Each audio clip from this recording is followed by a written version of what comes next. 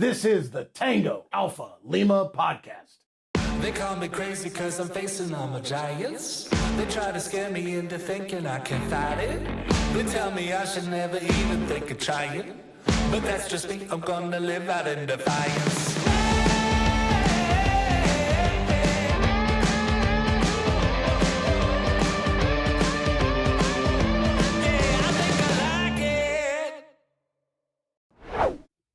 Welcome, Alphas. Thanks for joining us. As you can see, it's just the two of us fellas today. Stacy's out for a couple of episodes, working hard on her upcoming season of PBS Action, After Action series. But don't worry, we've got a fair to middling show lined up. No, we've got a great show lined up. Air Force veteran Abby Kinch, which is Vice President of Research at Student Veterans of America, will be joining us today. 3-day, 4-day. No, it's just 1 day. But we love working with SVA at the national level, and there are many ways to get involved with American Legion and Legion Post and SVA chapters, and they work together as well. So we'll talk with Abby about that and more in a little bit. But first, Adam wants to tell you about his bunion.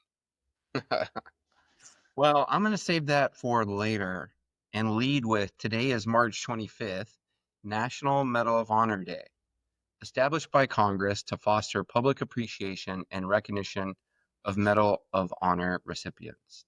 There have been 3,517 Medal of Honor recipients since the Civil War.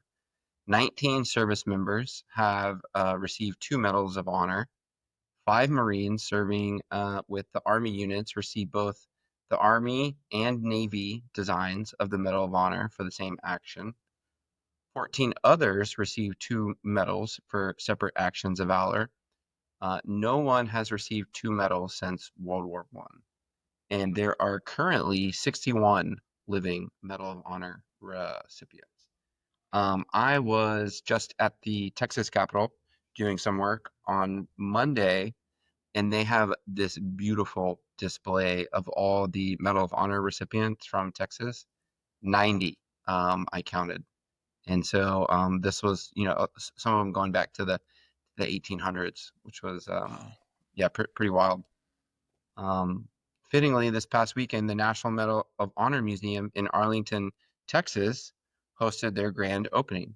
We had the National Medal of Honor Museum Foundation CEO Chris Cassidy on the show back in episode 151. And we'll have a link to that episode and a link to a recent interview that includes a video preview of the museum and a link to our archive of the interviews with the Medal of Honor recipients on our YouTube channel. So this is really interesting because I got an opportunity a couple of months ago. I bring this up all the time because it was such a cool thing, but I got to go to a Medal of Honor award ceremony where they gave America's Vet Dogs a community award. And so I took a picture, and in near the front of the picture, and I won't share the picture because it's, the story isn't a super happy one, but in the front, there was a gentleman sitting there with this look on his face like, I have seen so much in my life, and I'm here for the food. It was just such a great, so much expression. And I shared the picture with a friend of mine because it was like, I was in a room where I was easily the least interesting people in the room. And it's my favorite room I've ever been in. And he's like, who is this guy? Because that guy's like my spirit animal. And I reached out to David Bellavia, a friend of mine and a Medal of Honor recipient. And he's like, that guy just passed away last month. And it's just so, because there's so much life in this room, and these men that you meet are just they seem so powerful and so full of vigor, despite the fact that they're obviously, everyone ages. But it was very sobering because it's like, these are people with stories, and I, these current 61 living Medal of Honor recipients, that's not a big number. No, that's not a big number at all. Not. I got to testify in Kentucky for the Texas Opioid Commission hearing, sharing stories of folks that had been treated with Ibogaine. And one of those is Dakota Meyer, which, he attributes that therapy is helping him to get back on track with all that he had to endure, with the worst day of service in his life. And so getting to hear him give his testimony in front of that commission was powerful. And then a year later for the advocacy day that we did for the FDA decision on MDMA assisted therapy, again, he was out front, and it was just really interesting to observe him up close and see, the pressures, that are put on him, having to live that worst day and the things that were done to receive that honor, being a part of, like, who you are all day, every day, where everybody looks at you like that. So that is a hard honor to receive, the hardest, for those 61. And then in 2014, I was at the Sky Ball, which is American Airlines Ball for veterans. They had 14 Medal of Honor winners at that event that year. And I just, the feelings of being in a room with that many folks, and knowing now that that was about 25% of all of them, Yeah. absolutely incredible. It's it's almost like being emotionally little spooned. Like, all right, cool. If anything pops off, I don't have to do anything. I'm good. I can just chill. I'm gonna let these war heroes handle it. It's like, what do you need? You need ammo? You need me to carry things? I'm here. Well, for National Medal of Honor Day, for those that are living and those that have passed on, those that received the award posthumously, thank you so much. We see you, we see the struggles and what you endured, and what you continue to. And thank you for all that you do. May this day of recognition just be a small degree of the thanks and gratitude that we have for you and what you've done for this country and for the ones living. Probably one of the hardest things to be able to live on and carry that forward. So to Dakota and all the ones that I don't know, thank you so much for all the ways which you show up and continue to lead and serve. Well, Alphas, we appreciate you. Please stick around. We'll be back with our guest, Abby, right after the break. A new year is always a good time to make new connections. It can also serve as a reminder of the importance of maintaining our existing connections with family and friends. However, any kind of connection can be particularly challenging for veterans with hearing loss who have difficulty using the phone. That's why the Heroes with Hearing Loss program, provided by Hamilton Captel, is here for you. The Heroes with Hearing Loss program offers veterans solutions like captioned telephone, which allows you to listen and read everything said during a phone call, making it easier than ever to stay connected with the people who matter most. Captioned telephones are available at no cost for veterans with hearing loss. Don't let hearing loss prevent you from connecting with others this year. For more information, including eligibility requirements, visit heroeswithhearingloss.org now. And stay connected. Hey, friends. Today we're joined by Abby Kinch. Kinch. We're going to go with that. We got a nod on Kinch. Vice President of Research at Student Veterans of America. Welcome to Tango Alpha Lima podcast. Thanks so much. I'm stoked to be here. Stoked. Yeah, Abby, I like it. Cool we're beans. really excited to have you. You started your career in the Air Force as an airborne Chinese cryptologic linguist. That's what they call us. Yeah. That's So actually, I was a sophomore in college studying math or something. And then 2 weeks into my sophomore year, September 11th, so my roommate and I decided to leave school. I don't like telling people where I was. I was at the University of Florida because then when I came back, I went to Florida State rivals, so we can't have that. But we enlisted, like went down to the recruiter's office the next day. Took me a while to pick a job, but that's what I ended up with. So, it was a great gig. There was But an yeah, opening in airborne Chinese cryptologic linguist? I was Lucky in you. depth for a long time. So well, no. so it's such a unique path to where you are now, and I'm sure that there's probably some insights and things along the way that you could extract and apply to where you are leading veteran research at the SVA and helping to shape policy. So I guess maybe the kind of the easy question is, what was the turning point, or how did that kind of evolve from Chinese cryptologic linguist to where you are now? Yeah. Oh, so you say easy question. It's a hilarious sort of comedy of errors. But when I got out of the Air Force, I had half a degree and I needed to finish my degree. But as you all know, transition is difficult. We're not given a ton of assistance in making certain decisions. So I went to Florida State to finish my undergrad and figured, I was a Chinese linguist in the Air Force. Let me get a degree in Chinese. So I have a bachelor's degree in a language I already spoke, which was awesome. Um, but the degree is helpful in getting other jobs, so that's kind of the so what of getting through it quickly. And so when I was about to graduate, I took the Foreign Service Officers Test for the State Department, did all that stuff, was lined up for some jobs, and then the government shut down. This was December of 2011. Okay. So they cut a bunch of positions. And I, pivoted as we're trained to do, had some GI Bill dollars left, so got a master's degree. At the end of my master's degree, it was in East Asian studies. At the end of my master's degree, I was a presidential management fellow, super awesome. I had an appointment at the Center for Army Analysis.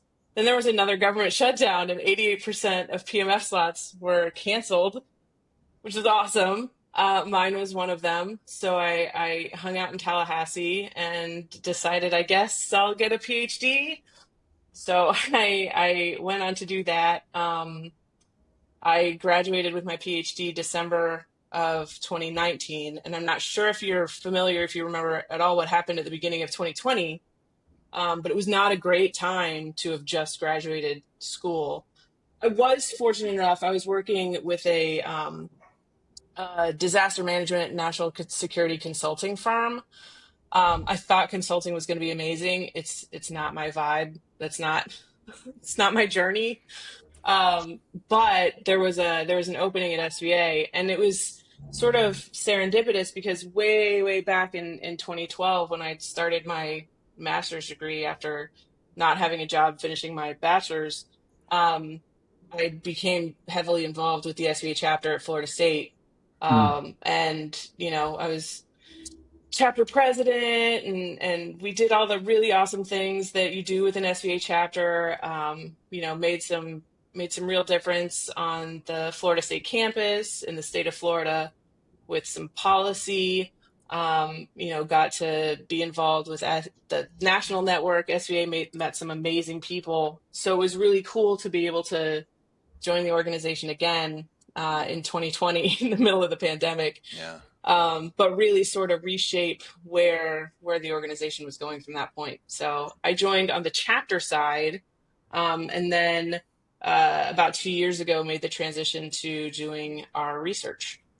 Well, I love that origin story, and I think it's kind of like being in the military, and you can be in a room full of second lieutenants, and maybe or maybe you go to the company, right? And how did everybody get here?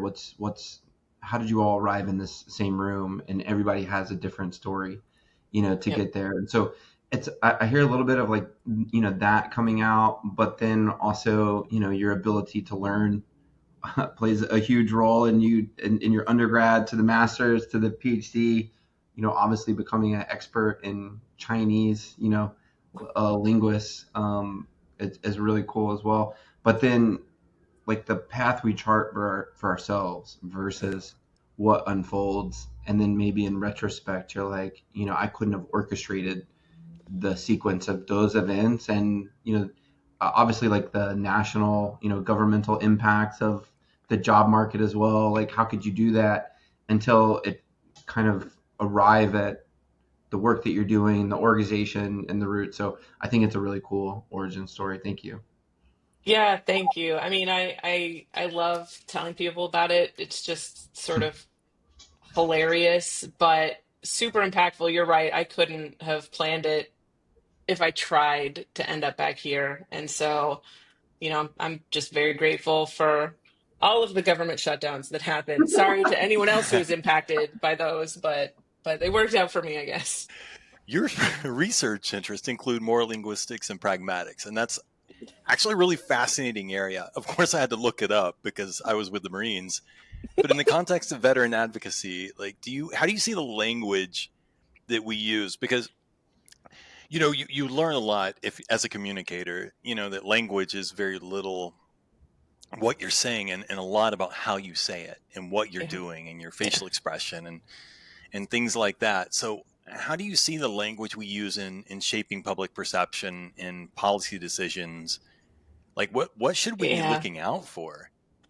I mean, so it's not, it's more language as a reflection of how we've created the character of a veteran, right? So when we talk Yeah. about heroes or when we talk about challenges or all of these things, how we frame them and the language we choose, it's not that we're choosing language to make veterans into a stereotype or to frame veterans in a certain way. It's because we as a society see veterans in a certain way. Now, often that's hero, which can be very detrimental to veterans themselves. Growth. And Oh my gosh, yeah, yes. And yeah. that's a hard thing to talk about, but yeah, you're absolutely right. Yeah, Dr. Aaron Kay at Duke has done some really, really interesting identity Yeah. work around the hero concept. But even I wrote a paper, and as a PhD, as an academic, I like to point out the problems but offer absolutely no solutions. Nice. I published a paper last year, which talked about the rise and proclivity of military connected, particularly in education. And the problem is, like, it's great, it's awesome for convenience, but when you say military connected, one, nobody knows what the hell you're talking about. Sorry. But two, they you sort of erase the stories and the unique experiences of folks from different groups. So veterans are very different.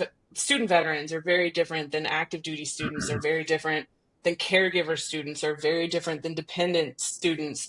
And so, yeah, we can talk about having a space for military connected students, and we know that everybody is sort of welcome. When we start talking about the military connected student experience, it doesn't mean anything and you can't put anything behind it because it's so vastly different. So it was a challenge. You'll hear Jared whenever our CEO Jared Lyon speaks, he'll say all of them. He'll list them. He'll say, Yeah. student veterans, active duty students, members of the National Guard and Reserve, caregivers, survivors, all of them, right? Family members. I think I skipped. Sorry, guys.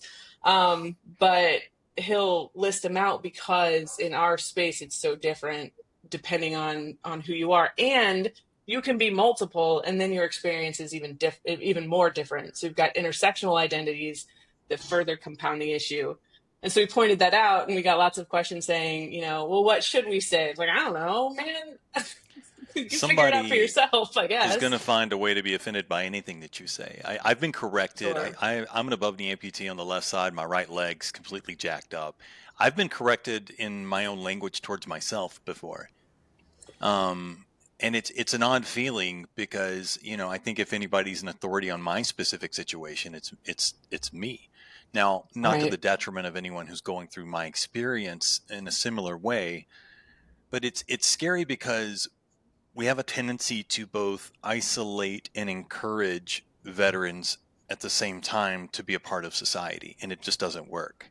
Yeah. You can't give somebody and don't get me wrong, I'm a benefit of my military experience. I have the pay, I still work because I know that's important for my brain and my spirit, and to show my children that we don't just stop.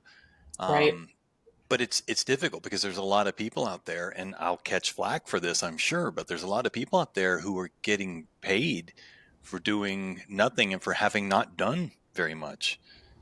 And it puts people, and I'm not saying that some of those people are absolutely earning every bit of what they've been through, but the Right. problem with that is kind of what you mentioned. You may not have meant it this way, but you're giving someone an excuse to isolate from society instead of being a part of it again, and it's kind of And, scary. and maybe a little point of clarification when you're talking about the military connected. Can Mhm. you describe that a little bit? Because I don't know if I've actually even heard that term. So I think like at the Yeah. core of what you guys are kind of talking about. Yeah, so it happens. We first noticed it in higher ed. So when folks are serving students, a lot of the programming or services or resources or whatever are geared toward military connected students. And by and large, they are talking about student veterans, active duty students, family members, caregivers, survivors, So anybody anyone connected to who the is, military in some yeah, way, anyone shape, who or is exactly who has ever been, or sometimes ROTC is lumped in, so who will ever will be. Um, Military but or adjacent. or form. adjacent. Yeah. So, and military affiliated is also in there. But the thing that I like to point out is, so when as a veteran, when I got out, I wanted absolutely nothing to do with the space. I didn't want to be a veteran. I didn't Yeah. want to hang out with veterans. No offense, guys. Like my We're smelly. experience wasn't one, I it's get true, it. wasn't one that made me want to identify with that, with what I had just been through.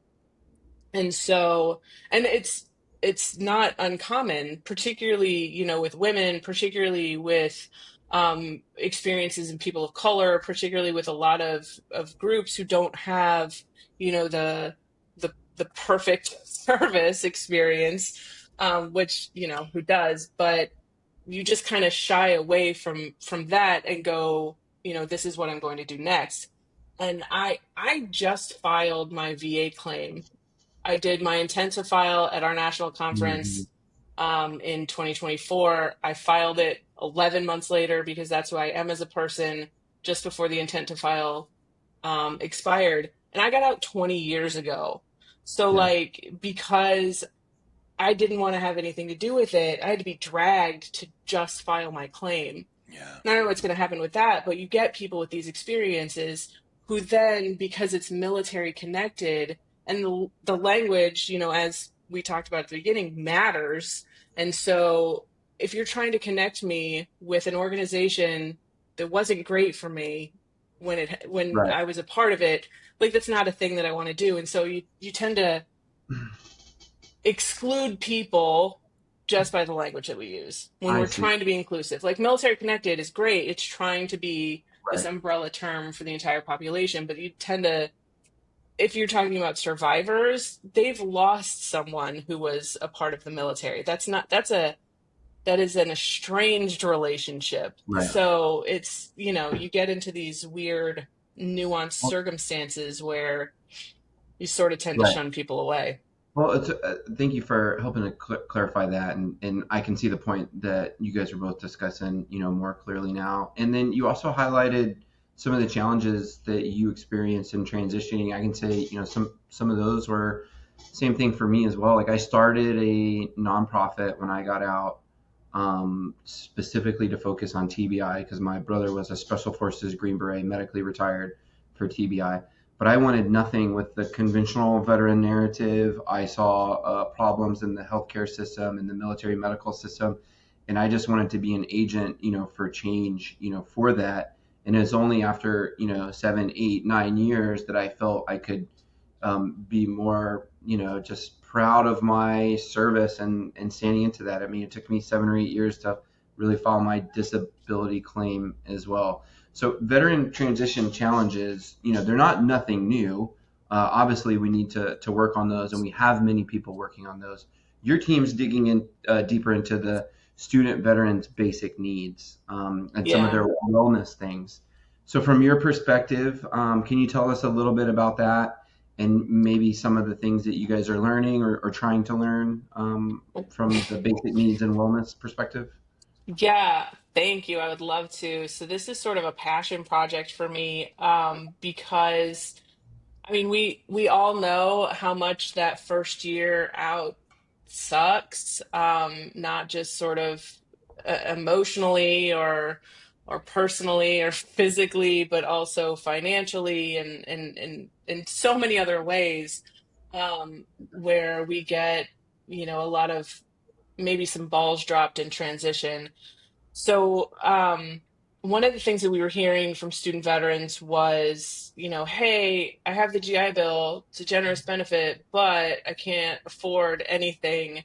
I'm having to choose between going to work so I can put food on the table or going to class so I can graduate. And we know economically that the better choice is to go to class in the long run, but it doesn't really matter if, you're not eating at home, or if you can't get to class because you have transportation issues or childcare issues. So we did, a colleague, Chris Kate, when he was in this role a few years ago, did a pilot study looking at some basic needs, and found that, yeah, there's some real issues, particularly in that first year for student veterans. And so we are expanding that study to dig really deep into not only just understanding sort of what folks are experiencing, in terms of food insecurity, childcare insecurity, transportation, healthcare, to include mental health, which is often overlooked, and those sort of basic needs. But we've also added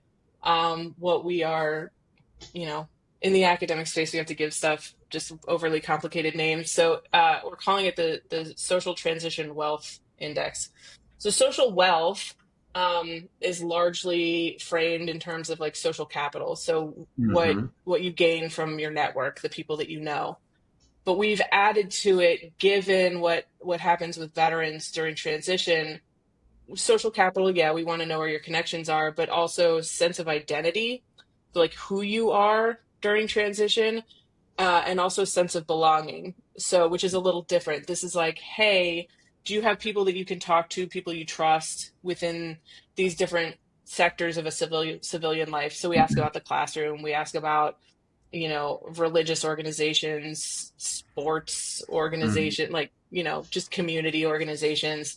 Like, do you have a place where you feel like you belong?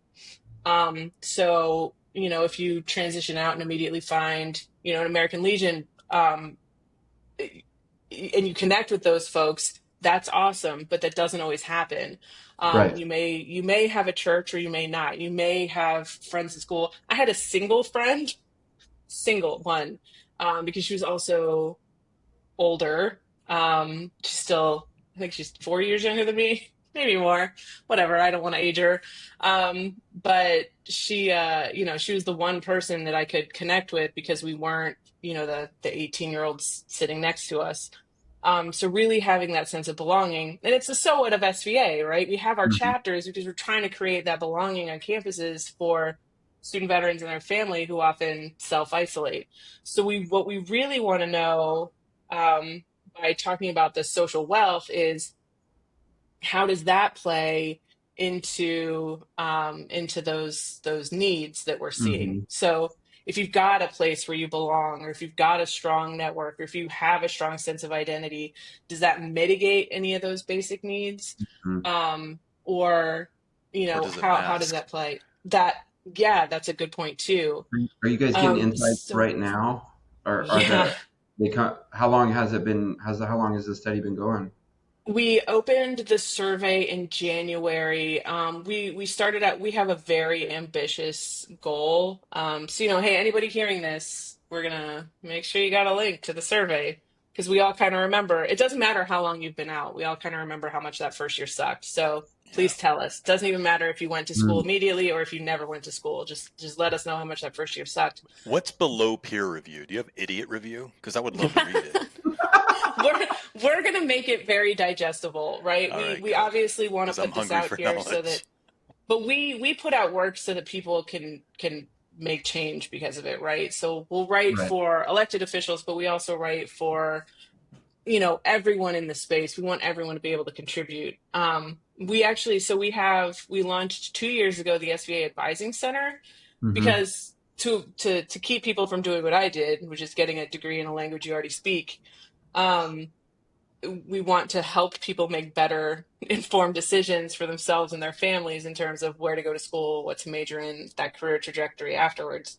But a part of this with this study is we want to create some sort of predictive models that say, hey, you've made a really awesome decision. You're going to, this school, you're going to study this. It's going to be amazing in the long term for your family. But like looking at you as a person, where you're going, you might be more likely to face some food insecurity. Here's how you apply for SNAP.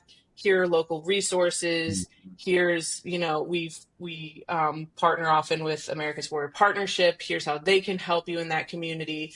And so we really want to give folks a soft landing when they get out.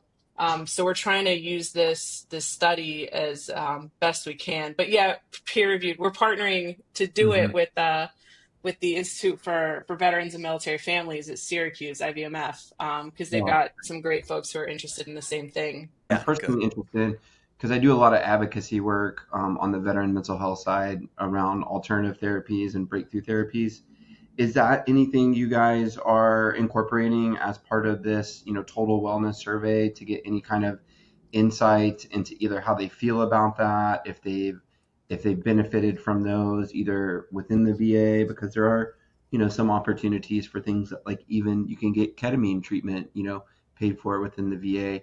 But I know, like, there's a lot of pilot programs that are coming up, and a lot of veterans are, aware of these things and understanding how it's helping them to map them into some of these more practical programs, because that's one of the things we kind of saw was, because of what we experienced, the fight or flight mechanisms are so, just overworked, the stress hormones, that it's like some of these programs don't really stick because, like, we need some time to be able to process. And so Yeah. anyway, are you guys thinking about that at all? Yeah, so a little bit. We the problem with surveys is that I would love them to be 1,000 questions so I could know all the things. Yeah. People don't want to take those surveys, Yeah. so we got this one down to it should take about 25 to 30 minutes, which Okay. is a significant amount of time, I understand. Um, but it's really going to contribute to how we Mhm. can help folks who come after us, because that's really, what it's all about at this point.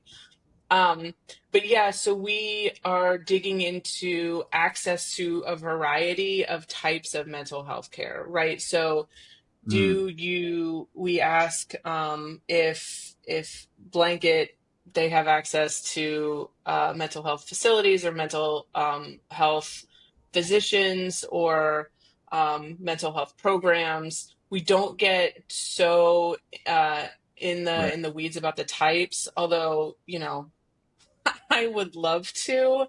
I'd really love to understand too if, there are access problems to these alternative types where folks are maybe averse or not comfortable, or there's no Mhm. access there too to the traditional types of mental health care.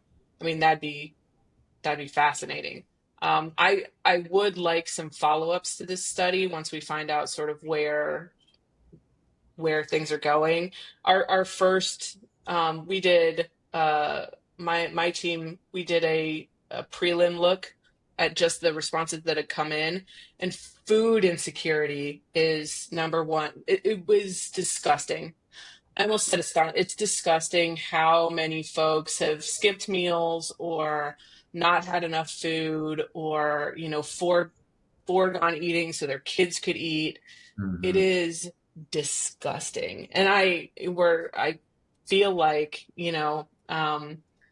there may be some bias in that people who've experienced insecurities are more likely to take a survey like this, but we don't really have enough to say, which is why we're trying to get as many people Yeah. to respond as possible.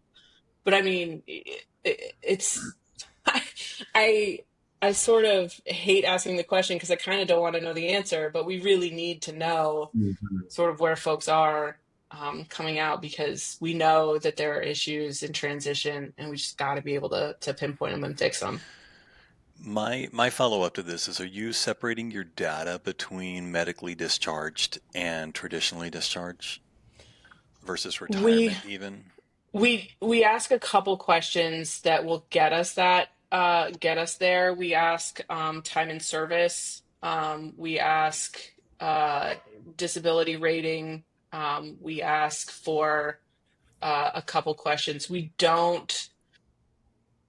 do ask for information that'll tell us like what type of transition they may have received. So what branch they were in, what rank they were. We can sort of figure out, okay, maybe you got like a more concierge type of transition assistance. So Mhm. this may explain some things where other folks who didn't get that, and this is me assuming, again, we don't have enough data to know for sure, but the TAP has to play an outsized role in how folks fare after service. Hmm. I just don't want you guys to have this data and underestimate the complete ball dropping that happens with somebody who's medically discharged from a war injury. In my particular situation, hurt in Fallujah 2004, and I received almost no transition direction. Brand new dad, which is on me. That part, the military didn't issue me the baby. I think that happened somewhere in Texas on the way out to the Pacific Ocean. Um, but honestly, it was a scramble. It was a Yeah. scramble to figure things out. I mean, all the money, all the money that I saved in this awful experience that I lived through was gone. By the time my family moved up to be with me, from Georgia to DC, it was all gone. I did it all for nothing, Yeah. and I know that now that that's not true. Um, but when you're But when how you're do you tell sitting there, yourself? Yeah. yeah, and you've got $1,400 in the bank after a 6 month deployment to Fallujah, Iraq in 2004. It starts to feel pretty bad. Yeah. Um, and on top of the losses that we went through, so my transition came down to being socially wealthy, to having the tools that I needed, and just naturally, I can blame it on my natural resilience all I want. But I don't do that because I'm aware that I had everything I needed to succeed. And if it can go smoothly, if being abandoned in some ways can go smoothly, it went smoothly for me. Um, I We didn't get any. If it wasn't for organizations like American Legion, if it wasn't for organizations like the Simplify Fund and America's Hmm. Fund and America's Vet Dogs and Homes for Our people that stepped up, individuals that stepped up, I don't know where I'd be right now. I think we were just like Yeah. so. It's funny looking back on it now because maybe we were just so ill-equipped for what was going to happen to our service members Yeah. for what we were asking them to do, and who knew that it was going to be 20 years of war. So, and Yeah. And then the and if continual I like knew transitioning. that they learned from me and someone else wouldn't have to go through it, put it on my shoulders. Like, I'm made for this. Like, to put up with crap so other people don't have to. That's the only thing that makes anything worth it to me. But I just need to know that it's going somewhere, you know? But and they, I mean, anecdotally they didn't. We, one of she is incredible. She was a student veteran of the year several years ago. Told me the story of her transition after being medically separated, after having an injury ignored. Like she got not much better. When I got out, I got out because of a medical issue, and I got a yellow folder. This is all I got because I kept everything. I still had my receipt from Taco Bell, Mhm. from going to basic training to tech school. I had everything, and all I got from them was a yellow folder with every institution where I could use my GI Bill in alphabetical order stapled. Like it was in that printer paper with the holes on the side. You got So the good paper. yeah, that's that Air Force though. Oh, But it was yeah, that stapled big and money. put in a yellow folder. And I love to joke and say, I only made it to page 7. That's how I ended up at Florida State. But that's all I got. I didn't know what else to do. So, you know, So I think a little bit of those failures though have been like our opportunities, and I think like yeah. us representing the different organizations that we do, to include the American Legion, which is pulling us all together, are the ones that are sharing, just like you, like just like this research initiative. Tell us your stories, tell us what you went through, so we can learn how can we aggregate this data, and then how can we use this to be more on the same page, more informed, and driving towards better outcomes. And I think like, okay, should those things have been there? Like, yes, should we have done a much better job? Yes. But I'm just like also really proud of our veteran community for stepping up to be like, you know what? not on my watch. Like, I did Yeah. learn a lot. I developed a lot of leadership skills and abilities. I came out, I tried to follow the process that was given to me, whether it was good or bad or anything in between. And now, with enough time and stability and kind of finding myself, maybe having a little bit of internal peace with where I'm at, I can contribute to better solution sets. And that's what I'm really feeling from this survey that you guys are doing. And so, um, I guess maybe like another question I had is, you guys have been doing this since January. Without giving too much away, is there any findings that really shocked you so far, or anything that's kind of emerging as Other um, than the food thing that obviously makes you very angry. right? Yeah, like I said, I try not to peak too early too often. Mm, But the social aspect is also kind of telling, right? So, not putting any variable sets together, but there's what looks like a large sense of isolation, mm, which, we kind of Yeah. expected, veterans, if they're not, and this is why, going back to the language, we want to be inclusive in our language. Being inclusive in action is far better when you talk to each person individually as a person, right? So I'm going to talk to you as Joe, as a veteran being in Volusia 2004, or Adam, I'm going to talk to you as an individual, or we talk to each person as an individual, but obviously everyone is welcome. We got to understand that what your experience, how that shapes how you're going to interact with us as SVA, or with a an employer, or with a vet center, or whatever. However you interact outside as you transition out, or even 20 years later, that mm, experience is going to really shape how we interact. And so, that there's not a lot of belonging in that first year after transition. That was also pretty low. um, and I could say that the things are correlated. Obviously, we'll see, but I know in my position now, my husband and I host family dinners all the time. We used to do them every week, but we're trying to get back to it. But we have, like, folks, regardless of who they are. I have some of my former students come over and eat. Our daughter is 21. She was at Florida State. Her roommates and all of her friends come over. Just everybody comes to eat because they know they're going to get like a huge home cooked meal at least once a week. mhm, Because that's what your friends do, right? Yeah. right. And so if you're isolated, and this one actually may hit a little more, but if you're alone, you don't have that. You don't have that friend who will, buy you food or invite you over for dinner, or even just talk about the stuff that you just went through, um, in order to help us sort of heal and move forward, so that we can be the people that we are. Not to be a So Debbie Downer, guys. no, and so it kind of puts me to my question here, and Mhm. this is, unless I do a follow up, and I've done a lot of that with you because I really do love what you're doing. Um, Thanks. you've built these programs, you've taught these courses on intelligence analysis, and you're doing all this research with SVA. Um, and what's really interesting about the way you seem to see this is that you realize that the data doesn't tell the whole story. Data is only stuff on a page, and you seem very much open to understanding what that data means instead of just seeing it.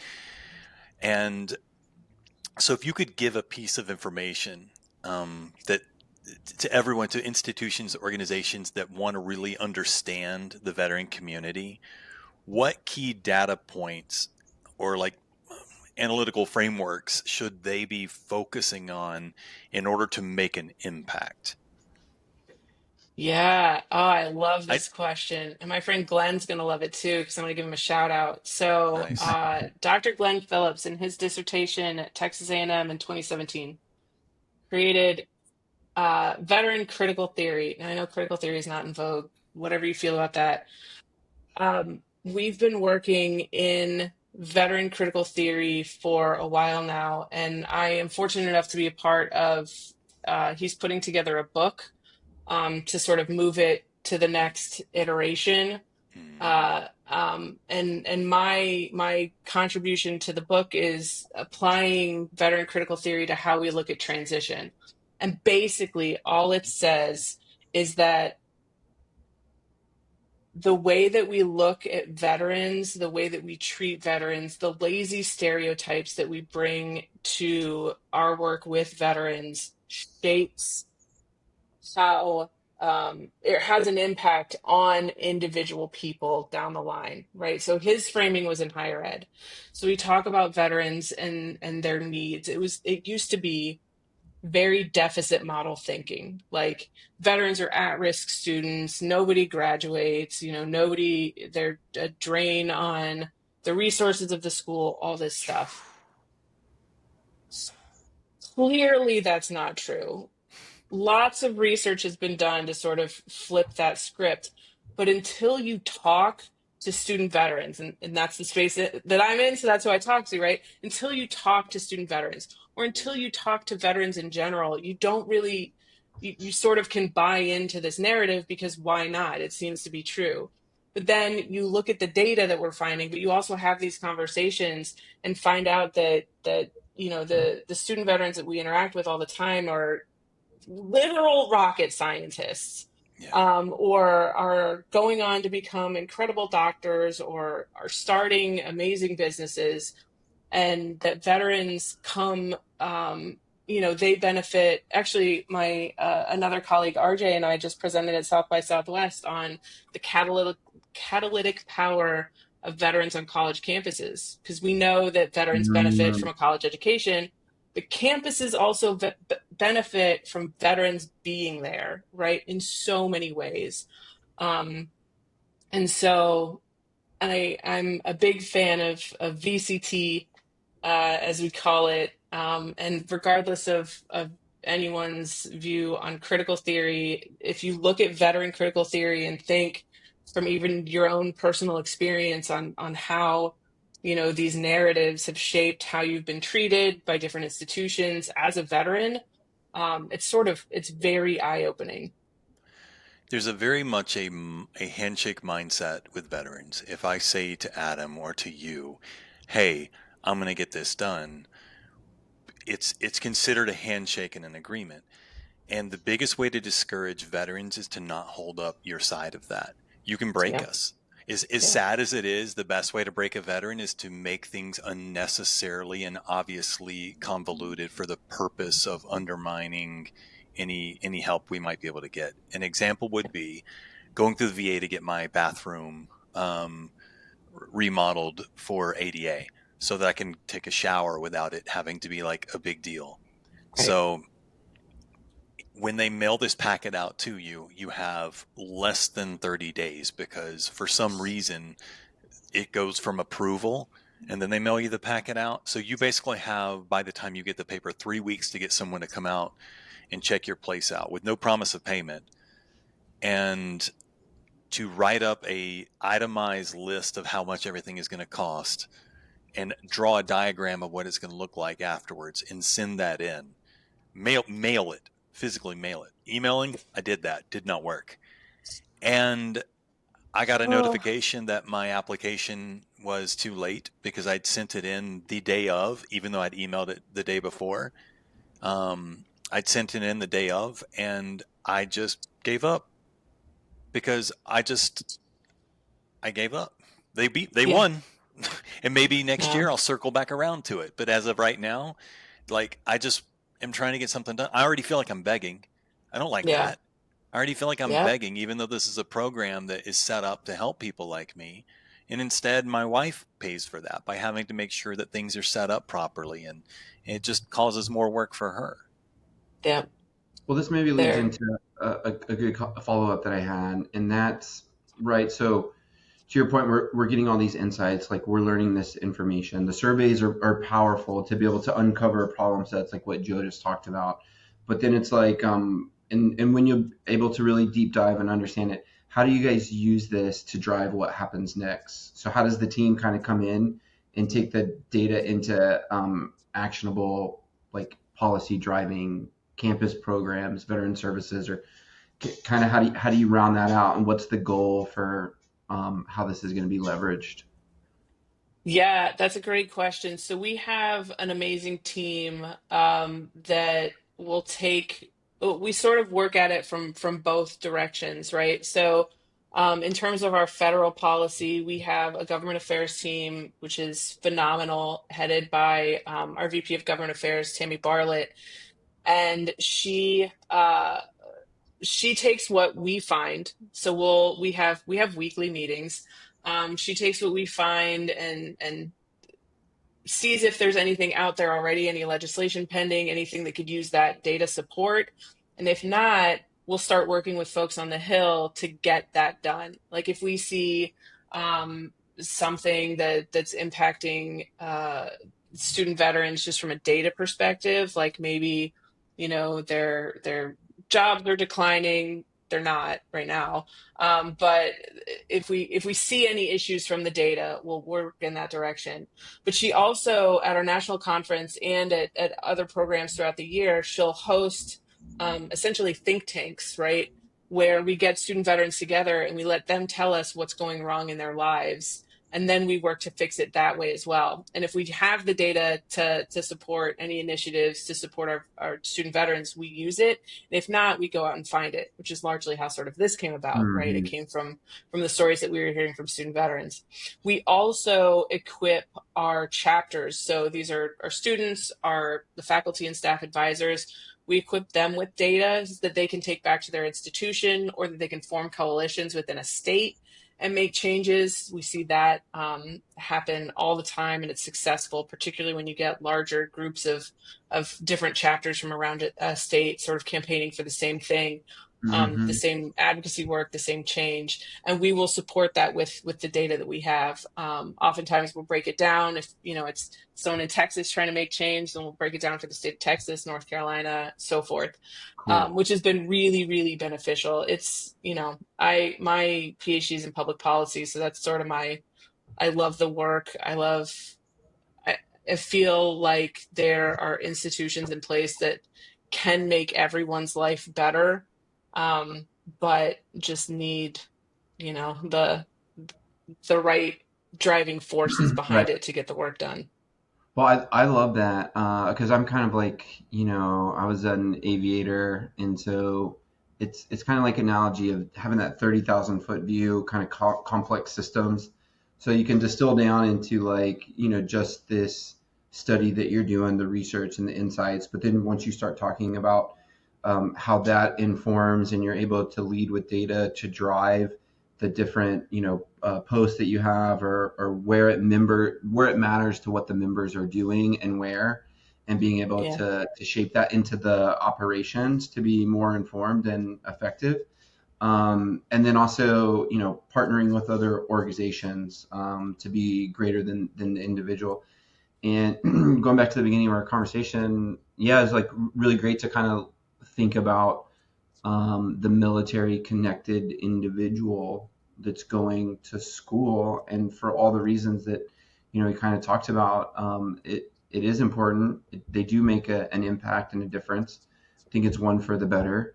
Such a diverse set of individuals Yeah. with diverse experiences that make the culture like more rich, and with their own set of challenges and problems, that need to be addressed. And so I think it's really cool how you guys are leading, and you at the forefront with your linguistics background all the way to leading research to be able to fuel this. It's really cool. We really appreciate the time you've spent with us today. And I guess lastly, before you sign off, is there anything else that you want to share with our alphas, that we didn't have a chance to discuss today as we kind of close out?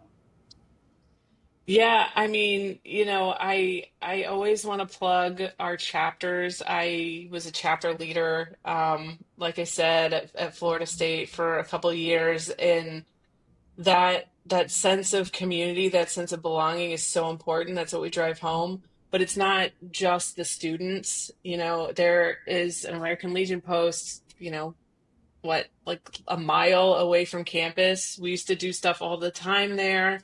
Um, we used to partner with, they would walk in the Veterans Day parade with us. And so, when folks are out, there are college campuses everywhere. Find an SVA chapter, let them know that they're a part of the community. If you're not already, do stuff with them, do service projects. They're always looking to have a good time. Go to football games or mentor, do something. But I would be remiss if I didn't mention how important our chapters were in the work that we do, and particularly for veterans doing that transition through school. There's an opportunity to really make sure that those vets have the best trajectory possible, and that's just bringing them into a community right off the bat. What can we do to help do something with this data? Yes. Or data if you're a Star Trek fan. So Yeah. but we'll have all your social handles and links and everything we talk about in the show notes. But is there a website where our alphas can go learn more about your work? Yeah, absolutely. It's super easy, studentveterans.org. That'll tell you everything we got going on, or it access to the advising center. You don't have to be transitioning out. Our career center, everything we got going on at SVA. And there should also be a pop-up to tell you to take our basic needs survey. You may have heard Nice. about it like 10 minutes ago. So I'm gonna go and take it. You You should, mentioned please. something happened in 2020. What do you? I'm joking. Oh no. Oh. All right, Abby. Well, thank you so much for visiting us today. Alphas, please stick around for some scuttlebutt after the break. The American Legion is raising awareness about PTSD and veteran suicide by offering hope, camaraderie, and support. Be the one to help end veteran suicide. Be the one to save one veteran. Be the one to ask a veteran in your life how they're doing. Be the one to reach out when a veteran is struggling. Go to betheone.org and help the American Legion end veteran suicide. Will you be the one? Okay, alphas, we hope you had a great break. Now it's time for some scuttlebutt. All right. Well, it is National Medal of Honor Day, as we mentioned at the top of the show. And while there have been just over 3,500 recipients since the Civil War, more than 20,000 service members have received the nation's second highest valor award, the Distinguished Service Cross. The first Americans to earn the Distinguished Service Cross were not combat soldiers, but two women serving as nurses with the British Army before the U.S. entered World War I. On August 17, 1917, nurses Beatrice McDonald and Helen McClellan of the Army Nurse Corps Reserve were assigned to a surgical team at the British Casualty Cleaning Station number 61 near Lillers, France. During a German night air raid, McDonald and McClellan cared for patients while bombs rained down around them. When an explosion wounded McDonald, causing her to lose sight in one eye, McClellan treated her fellow nurse along with the other wounded service members. Their actions under fire were the first combat actions first deemed worthy of the Army's Distinguished Service Cross when Congress established it on July 9, 1918. President Woodrow Wilson ordered the establishment of this Distinguished Service Cross on January 2, 1918. The Navy Cross was introduced in 1919 and the Air Force Cross in 1960. The Coast Guard Service Cross was established in 2010 but has not yet been awarded. Though McDonald and McClellan were the first to earn the DSC after its introduction, they were not the first to actually receive it. 3 1st Infantry Division Big Red 1 soldiers were the first to be awarded the Distinguished Service Cross during World War I. Army Second Lieutenant John Newport Green of the 6th Field Artillery Boom Boom and Sergeant William Norton and Private Patrick Walsh, both of Company 1, 18th Infantry, went above and beyond the call of duty on March 1st, 1918, earning the Distinguished Service Cross and awarded on March 18th, 1918. Pretty short turnaround on the actions to awarding. It's a nice That's spin a up. good S1 right there. That's a good ad, man. Mhm. Or Historian there was Doug, only like one cool guy in the whole unit. He's like, this guy's gonna do something. I'm gonna go ahead and write his name up, get it ready. historian Doug Sterner, who has spent decades researching and publishing books about Valor Awards, shout out Doug, believes that the Distinguished Service Cross and its many recipients tend to be overlooked in military history. He maintains that combat actions rewarded with the Medal of Honor versus those that get the service crosses are often indistinguishable in their bravery and danger, but get split apart later in the awards process. Sometimes simply because the clerk wasn't as good as writing up the after action reports. Oof. Sterner wants Americans to understand that Valor Awards are based on the specific criteria that the actions performed to earn the award are nothing short of incredible. And they are not less than each other. I've never heard it positioned like this, and even mapping it back to maybe like a clerical write up, and just kind of thinking through it right now. What a great point that it makes. And 3,500 plus Medal of Honors, but 20,000 distinguished service crosses. And then I will also say, where's like the really terrible like chain of command or leadership that maybe didn't submit anything for the acts of Oh my valor gosh, yeah. that went Whether it was personal unawarded. reasons or they Right. were just too busy. Yeah. I'll say this. We had an incredible clerk. I don't know who it was, but they wrote up my Bronze Star with Valor so well that in 2008, I went up in front of the Medal of Honor board. I didn't even know. My record went up as a potential upgrade, and I had no clue about that. And I did like nothing. That's how well that's how well they wrote up my Bronze Star, is that it almost jumped to silver and distinguished, right? that's pretty impressive right there. Whoever you are out there, hey, kudos to you. You almost made me make history. Well, there's been approximately 20,000 service crosses awarded in history, Sterner said. At the time when our number of Medal of Honor recipients living is down to 61, like we said at the top of the show. So there are hundreds of Service Cross recipients, and we should also focus on them as some of our most highly decorated heroes. And I think this is a great statement. It's a great point that he brings up. And so I think that it's a great idea to honor all those that had acts of valor in the face of, incredible feats, whatever the circumstances were. And for the 20,000 plus service crosses and individuals awarded, we honor you today as well. So thank you. Outstanding. We'll have links in the show notes as always, unless Holly, who's on thin ice here, forgets to put them in there. Holly's awesome. She's going to beat me up later. Always All right. with your thin ice, Joe. I know. I'm trying to get somebody on the ice with me. It's very lonely out here. Got some blow dryers planted at your feet. Don't do that. I can fall through the ice on my own. Thank you very much. Yes, you can. Face first. So, two-time Academy Award-winning actor Gene Hackman. Oh man, what a guy! Died in February. He was very well known in Hollywood, but did you know that he was a United States Marine? Did you know that, Adam? I did not know that until I saw the news, Yeah. to be honest. Yeah, I don't know. I did know that because I remember when Birdcage came out, which is a fantastic movie, that somebody was like, I never thought I'd see a Marine in a movie. Yeah, I don't remember what it was. It was some news article or something like that, but I don't know, man. I think the movie was Hey, what's your favorite great. Gene Hackman movie? Say again? Favorite Gene Hackman movie? There were two that came out. It was a Western. I can't remember the name of it right now. But there was a Western where he was, let me see if I can figure it out right quick. Unforgiven. Oh, nice.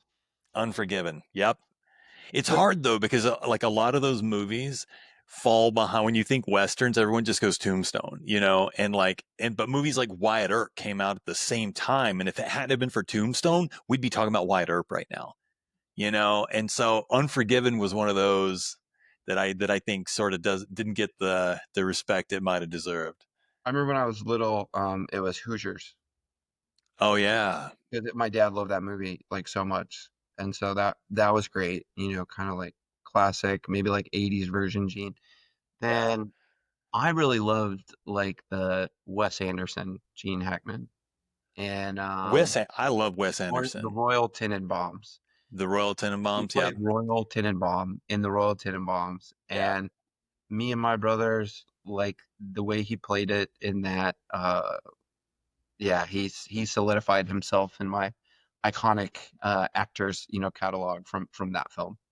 I love all of Wes Anderson. I think the Grand Budapest Hotel, but we're off topic. Anyway, but Hackman's military service began when he was still a teen. At 16, he dropped out of high school and lied about his age to join the Marines, which is probably his first acting gig. That was a good one, Holly. But bound on his first duty station in China on a military transport ship, he rode out a typhoon in the Pacific. Now, let me tell you, somebody who grew up around the Gulf of America, I didn't realize that there was such a big difference. And I've told this story on the show before, but having grown up in the Gulf, I thought that's just what the ocean looked like. Now, cognitively, I'm aware that that's not open ocean, but it just never crossed my mind. Because there's a difference between knowing something and seeing something. And when I saw the Pacific Ocean for the first time, I thought I was in like a tsunami. And it was just a relatively windy. It wasn't just a knee-high waves day and I'm quivering in my boots. But it was enough of a increase in wave size that I was like, what is happening? And then why is everybody on the beach acting like everything's fine? Well, that's because everything was fine. that's the whole. I mean, that was the answer. Everything's fine. I'm the one flipping out. The Pacific Ocean is different than the Gulf of America. It's a little bit different than the Gulf of America and Mexico. Yes. Mex-America, Tex-Mex. I don't know. Tex-Mex. I'm. You know what? That's it. Queso, there we go. fajitas, chips and queso. Dude, it's the best food. The only thing I'll say is you add green chilies from like New Mexico. I don't care what it's on. You won me over. Anyway, so he rode out a typhoon in the Pacific. So while in Asia, he worked primarily as a radio operator, playing disc jockey for the unit and eventually for the Armed Services Radio in the Pacific. The stint turned into a longer-term position that included newscasting. So Hackman's deployment took him from Qingdao to Shanghai and later to Hawaii. And although he liked his new job, he often got in trouble for fighting and was demoted to the rank of Corporal 3. That's the Marine Corps, baby. That's a good Marine. If anybody ever wondered about his service record, that's all you need to know. That's it. Marines are there to fight. How are you going to get a Marine in trouble for fighting? Twice, 3 times. And who told on him? Who told on him? Probably. Anyway, y'all leave Hackman alone. Probably the corpsman. Yeah, probably no, it wouldn't have been us. Unless it was like going to happen a lot and we were sick of working on somebody. No, Marines are going to fight you. I'm not going to be the one that snitches. Not me. But he was demoted. Now, I will say 3 times is like one too many. But he was demoted to the rank of corporal 3 times for leaving his post without permission. He says, I have trouble with direction because I have trouble with authority. He would later recall, I was not a good Marine. Okay, all right, we'll see. But he also said, I had a good time in the Marines. At the age of 20, Hackman broke both legs in a motorcycle accident that led to multiple surgery. This guy was born to be a Marine. Holy cow. And sent home to Illinois, discharged as a disabled veteran. Hackman spent the next decade pursuing an acting career, making an appearance on the 1967 World War II flick, First to Fight, where he portrayed U.S. Marine Sergeant Tweed. He went on to win 2 Academy Awards for the 1971 action thriller, The French Connection, and the 1992 Western, Unforgiven. He did win an Academy Award for that. Okay, I do remember. I mean, I don't remember because I was 11, but like I do remember now having that knowledge in my dumb brain somewhere. Interesting. I don't know if I've seen that. Well, he also won 4 Golden Globes, 1 Screen Actors Guild Award. 2 BAFTAs, several Film Critic Awards, and many other honors, or honneurs, as our British friends would say. He retired from acting in 2004, living in relative solitude with his wife in New Mexico, the home of green chilies, baby. He came out of retirement to be the voice of We the Marines, a 37-minute film illustrating the locations and experiences that mold a Marine. Hackman, aged 95, his second wife, Barbara Arakawa, was 65, and his dog were all found dead in his New Mexico home. So rest in peace, Mr. Hackman, and Semper Fi. It's heartbreaking. Heartbreaking. And you never know. And I'm not to be like, oh, you could go at any time, but it's, I found lately as I, have been on this journey of sort of trying to not beat my, we talk poorly about ourselves in jest a lot. And I didn't realize how much power that kind of stuff had until I started actively working to not. And it started because I had a friend of mine who was talking poorly about himself, and I stopped him, and he said, "You do it all the time." And I was like, "You know what? You're absolutely right." I hide behind self-deprecating humor. I hide behind all these things. And I found that as I've been a little more honest with myself, I can admit when I'm doing something well or when my heart is behind something. And it's given me a lot of peace. It's given me a lot of closure about things that I didn't realize that I was holding on to in my life. And so I think that if anything, this is a reminder that for us, there's always a path towards peace. And it's usually towards letting things go on your end, because forgiveness is not usually for the other person. It's for you to let go of something. Well, I And when think you lose somebody, that was a iconic person, and also somebody who served, it's the sort of the spiritual version of in the South. I don't know if you guys do it everywhere, but I know that some people from the North will honk and get mad at us. But not everybody. But we pull over on the side of the road and roll our windows down and turn our music off when a funeral's going by. And it should always be just a sobering reminder that life is a fickle thing. Yeah, and I think a lot of what you're saying too, with the talking about the Marine culture and his Marine spirit of it's hard to have that peace when that culture is instilled to you, and at such a young age, and so I think it's natural for a lot of Marines and veterans to have that self-deprecating humor, because it gets you through some really tough things and times, like when you're in doing that, especially if you have global wars and conflicts. But I also, what I take away from this is, I didn't realize he was as old as he was, and I think that's kind of one of the weird things too with like actors, because there are films that the image of them at that snapshot in time kind of stays with you, of like, oh, why would they have aged in the last 20 years? No, they should be, how they were then. So I'm happy that he lived, such a full life. 95 is a long life. It's a very long life.